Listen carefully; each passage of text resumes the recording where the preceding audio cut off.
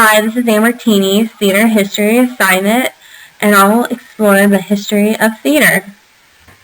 So, the Greek and Roman theater started around in the BC century. The biggest thing that came from the Greeks and Romans would be the Aristotle's six elements, and that is what pretty much built the theater around the plays.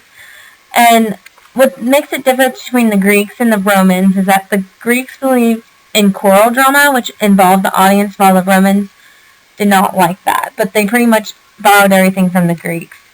Some of the plays were Medea, Ovidius, the King, and the biggest thing is that they wrote tragedies and comedies. And I believe, and you can see this throughout history, is that the Greeks and Romans is what built up the theater, and this eventually influenced the Renaissance and Western. So medieval theater happened during the early AD to the 1400s. This is when Catholicism was very big, and people wanted to read the Bible and wanted to learn about Jesus' teachings, so the theater actually focuses more on literature, dramas, mystery plays, and morality plays, which is basically, living a life of good through Jesus' teachings. One play that was very popular was Shepherd's Play. And during this time, there was no separation between the church and the government, and eventually it led to the Protestant formation. The Italian and English Renaissance happened during the 1500s, and it focused more on quantity over quality. And during the Protestant formation, things were getting separated between church and state, so religious plays died out, and it focused more on the stability of England since Queen Elizabeth was a throne. And this is when Shakespeare comes in. He changes drama tremendously. I can't describe and name all the plays, but my favorite one would have to be Romeo and Juliet. And this is when Greek and Roman culture comes back into the Renaissance. French neoclassicism happened in the 1600s, and of course in France.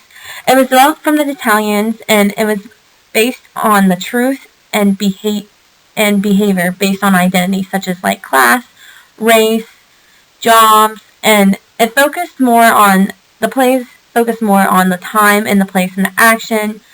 One play that was popular was The Cid, and they had a certain rules called the neoclassical rules, and it basically told an interpretation of classical culture.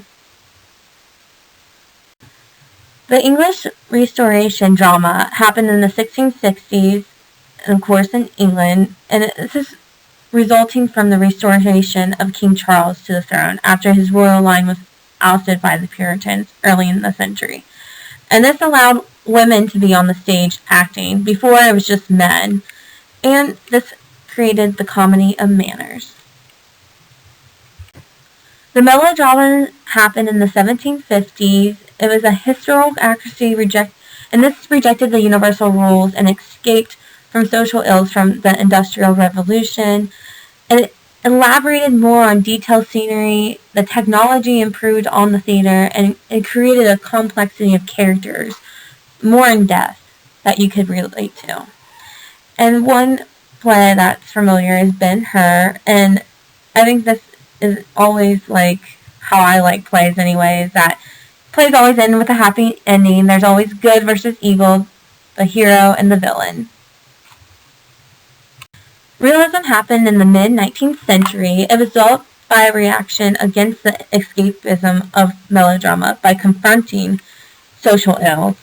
It's non-musical. There were flashbacks and ghosts in plays, and the biggest thing is that it created symbolism. One play that was familiar for me was Ovidius Rex, and this led to other movements.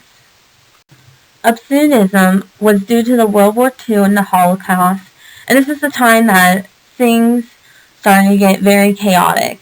There was weapons of mass destruction, there was guns everywhere, it was just chaotic.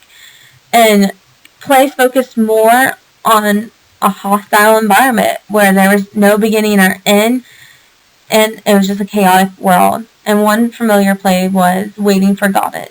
which was written by a Nobel Prize winner.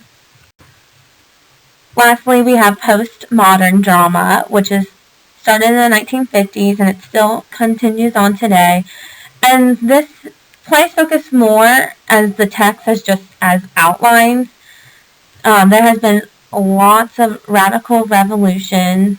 I think Rent shows a great example of that.